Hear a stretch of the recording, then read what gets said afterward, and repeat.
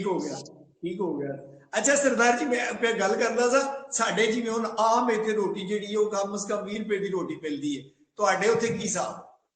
3-4 ਰੁਪਏ ਦੀ, 3-4 ਰੁਪਏ ਦੀ ਰੋਟੀ, ਇਸ ਤੋਂ ਮਹਿੰਗੀ ਨਹੀਂ ਹੈ। ਮਤਲਬ ਤੁਸੀਂ ਹੋਰ ਬਿਲਕੁਲ ਹੀ ਮਤਲਬ ਜਿਹੜੇ ਹਾਈਵੇ ਤੇ ਕੋਈ ਢਾਬੇ ਜਿਹੜੇ ਨੇ ਛੋਟੇ ਮੋਟੇ, ਜਿਹੜੇ ਤੁਸੀਂ ਅਗਰ ਪੰਜਾਬ ਜੀਟੀ ਰੋਡ ਤੇ ਨਿਕਲ ਜਾਓ, ਜਾਂ 2 ਰੁਪਏ ਦੀ ਵੀ ਮਿਲ ਜਾਏ, 3 ਰੁਪਏ ਦੀ ਵੀ ਮਿਲ ਜਾਏ। ਚਲੋ ਦਿੱਲੀ 'ਚ ਲੋਕਾਂ ਦਾ ਮਿਆਰੇ ਜ਼ਿੰਦਗੀ ਕੈਸਾ ਹੈ? ਠੀਕ ਹੈ ਜੀ, ਇੱਥੇ ਮਤਲਬ ਇੰਨਾ ਹੁਣ ਜਿਸ ਤਰ੍ਹਾਂ ਉਹ ਕਹਿੰਦੇ ਨੇ ਜਿਹੜੀ ਪਾਵਰਟੀ ਲਾਈਨ ਹੈਗਾ ਅੱਜ ਦੀ ਡੇਟ ਵਿੱਚ, ਹਰ ਬੰਦਾ ਜਿਹੜੀ ਰਾਤੀ ਭੁੱਖਾ ਨਹੀਂ ਮਰਦਾ ਹੈਗਾ, ਉਹ ਰੋਟੀ ਕਮਾ ਹੀ ਲੈਂਦਾ ਹੈਗਾ। ਕੋਈ ਇੱਥੇ ਇਸ ਤਰ੍ਹਾਂ ਦਾ ਕੋਈ ਮਸਲਾ ਨਹੀਂ ਹੈਗਾ।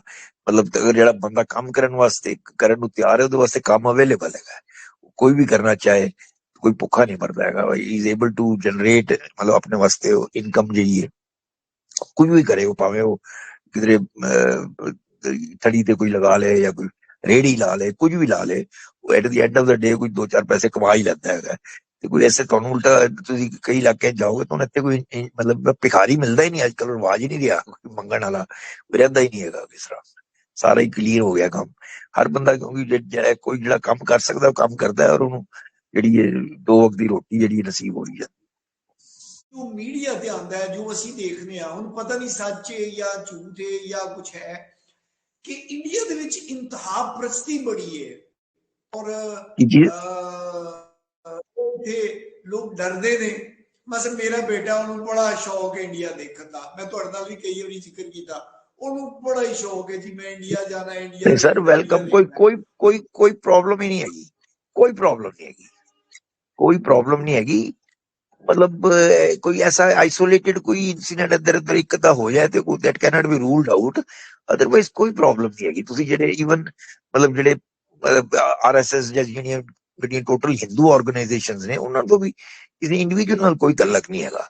ਜਿਸ ਤਰ੍ਹਾਂ ਹੁਣ ਮੈਂ ਇੱਕ ਲੇਟੈਸਟ ਮਤਲਬ ਜਿਹੜੀ ਨਿਊਜ਼ ਹੈ ਪਿੱਛੇ, ਖੈਰ ਉਸ ਗੱਲ ਨੂੰ 6-8 ਮਹੀਨੇ ਹੋ ਗਏ ਨੇ, ਜਿਹੜੀ ਯੋਗੀ ਸਰਕਾਰ ਹੈ, Uttar Pradesh is the biggest state, ਉਹਨੇ ਲਿਖਿਆ ਕਿ ਵੀ ਤੁਸੀਂ ਜਿਹੜਾ ਮਤਲਬ ਰੈਸਟੋਰੈਂਟ ਦੇ ਬਾਹਰ ਜਿਹੜਾ ਹੈਗਾ ਓਨਰ ਦਾ ਨਾਮ ਲਿਖੋਗੇ।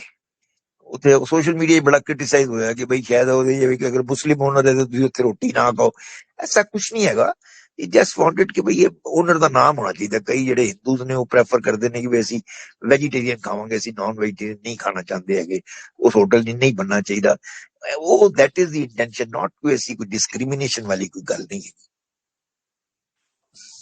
ऐसा कुछ नहीं है। अच्छा सरदार जी, मैं एक जाती जिहा सवाल पूछना चाहांगा कि सिख कौम ने मतलब हिंदुस्तान के कल्चर के उत्ते, हिंदुस्तान की तरक्की के उत्ते की किरदार अदा किया?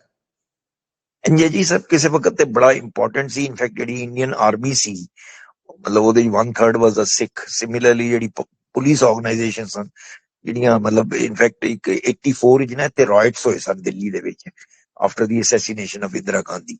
ਉਸ ਵਕਤ 3000 ਸਿੱਖ ਮਾਰਿਆ ਗਿਆ ਸੀ ਉਹਨਾਂ ਰਾਇਟਸ ਦੇ ਵਿੱਚ। ਲੇਕਿਨ ਡਿਸਪਾਈਟ ਦੀ ਫੈਕਟ ਕਿ ਅਗਰ ਦਿੱਲੀ 40 ਥਾਣੇ ਸਨ ਤੇ ਵਿੱਚੋਂ 32 ਜਿਹੜੇ ਸਨ SHO ਸਰਦਾਰ ਸਨ ਉਹਨਾਂ ਦੇ, ਤੇ ਉਹ ਸਿੱਖ ਬੜੇ ਸਨ। ऐसा नहीं है सिख ਜਿਹੜੇ ਨੇ ਉਹਦੇ ਚ, ਲੇਕਿਨ with the change of time, ਕਿਉਂਕਿ ਹੁਣ ਅਸਲ ਵਿੱਚ ਨਾ ਪਹਿਲਾਂ ਤੇ ਅਨਾਜ ਵਗੈਰਾ ਬੜਾ ਪੈਦਾ ਕਰਦੇ ਸਨ, ਬੇਸਿਕਲੀ ਐਗਰੀਕਲਚਰਿਸਟ ਸਨ। ਲੇਕਿਨ ਉਹ ਹੁਣ ਕਿਉਂਕਿ ਜ਼ਮੀਨਾਂ ਦੀ ਕੀਮਤਾਂ ਇੰਨੀਆਂ ਵੱਧ ਗਈਆਂ ਨੇ ਕਿ ਉਹਨਾਂ ਨੂੰ ਅਨਾਜ ਪੈਦਾ ਕਰਕੇ ਕੋਈ ਐਸਾ ਮਤਲਬ ਸਮਝਦੇ ਨੇ ਕਿ ਇਕਨੋਮਿਕਲੀ ਕੋਈ ਐਡਵਾਂਟੇਜ ਨਹੀਂ, ਉਹ ਸਾਰੇ ਨੂੰ ਕੈਨੇਡਾ ਜਾਣ ਦੇ ਚੱਕਰ 'ਚ ਹੀ ਰਹਿੰਦੇ ਨੇ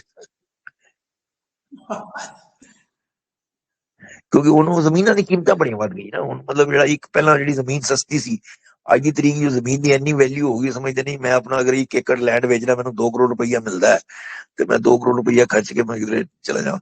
ਹਾਲਾਂਕਿ ਅੱਜ ਵੀ ਜਿਹੜਾ ਮਤਲਬ ਤੁਹਾਨੂੰ ਪਤਾ ਉਹ ਅਮਰੀਕਾ ਤੋਂ ਕੱਢਿਆ ਗਿਆ ਕੁਝ, ਖਾਸ ਕਰ ਉਹਦੇ ਵਿੱਚ ਪੰਜਾਬੀ ਬੜੇ ਨੇ ਜਿਹੜੇ ਉੱਥੇ ਇਲੀਗਲੀ ਐਂਟਰ ਕਰਨਾ। ਅੱਜ ਵੀ ਮੈਂ ਕਿਹਾ 10:15 ਵਜੇ ਇੱਕ ਜਹਾਜ਼ ਆਉਣਾ, ਹਵਾਈ ਜਹਾਜ਼ ਆਉਣਾ ਸੀ ਜਿਹੜਾ ਕਿ ਟਰੰਪ ਨੇ ਭੇਜਿਆ, ਉਹਨੇ ਅੰਮ੍ਰਿਤਸਰ ਉਤਰਨਾ ਹੈਗਾ।